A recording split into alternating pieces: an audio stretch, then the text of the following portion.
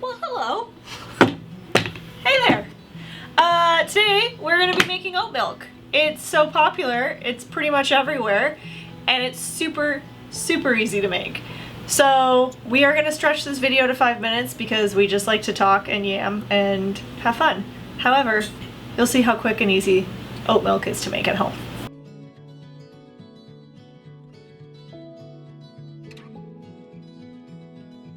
First and foremost, you will need a high-speed blender. Next, we are going to put 4 cups of water into this blender. That was truly exhausting. Okay, 4 cups of water. I'm gonna go ahead and make just like a little bit of a sweet oat milk today, and by that I'm gonna add some pitted dates. You could add maple syrup, you could add sugar if you had sugar, whatever you want to put in it. You could also make strawberry oat milk or chocolate oat milk. Get creative. Whatever sounds good to you.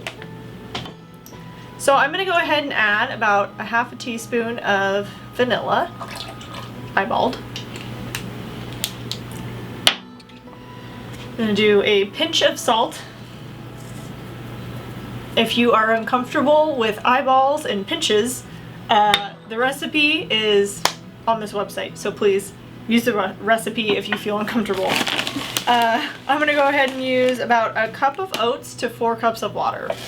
So a 1-to-4 ratio if you're scaling that up. So if you want to make more, although this is a really easy recipe, you still have to get your blender dirty. So if you do use a lot of oat milk throughout the week, you can always batch it out, make more at once.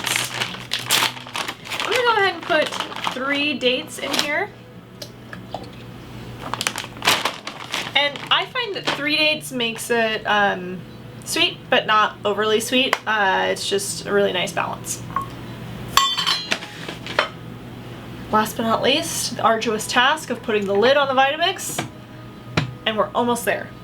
Now we're going to turn it on.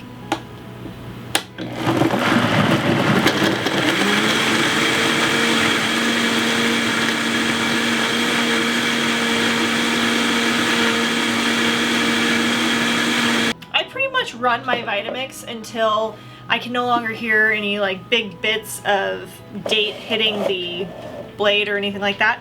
You don't want to run it for too long because oats actually do have quite a bit of starch. They have no gluten, but they have quite a bit of starch. And if you were to let this run for 5 minutes, it would start getting really thick and really gooey and really gross. So there is a sweet spot, kind of like if you, like a congee, if you let the oats just cook and cook and cook and cook, it'll get like a really delicious thick porridge.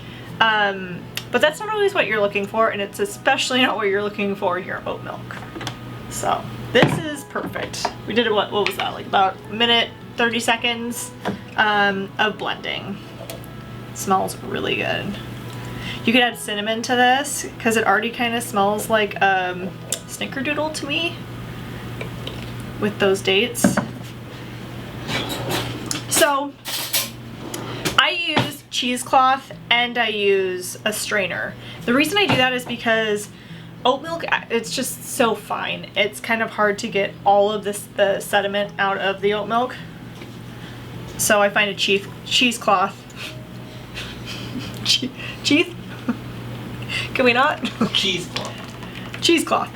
Cheesecloth. Cheesecloth really helps to get all of that sediment out. So we're going to use a spoon, and I just like to mix the sediment at the bottom around so we can get more of the liquid through. So you can see it's starting to pool at the bottom.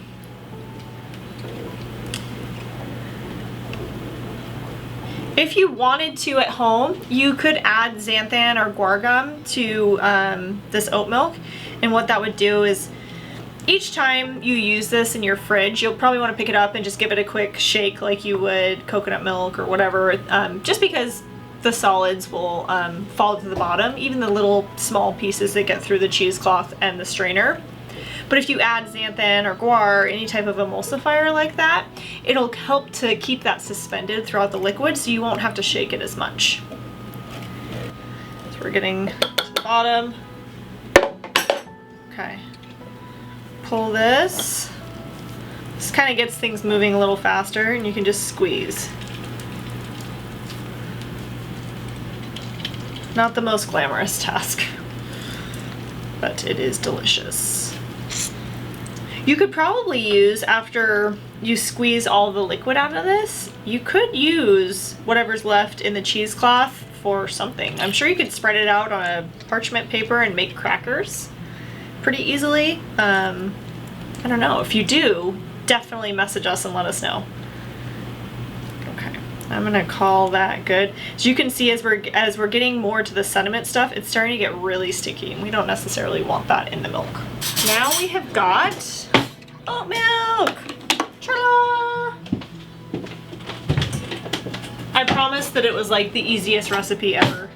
It's super simple. So you can use this however you like. I mean, you can make espressos with it. You can have cereal with it or granola. We're gonna use my favorite flavor of granola, our cranberry almond granola. Just pour a little bit over the top. Oat on oat action. And there we go.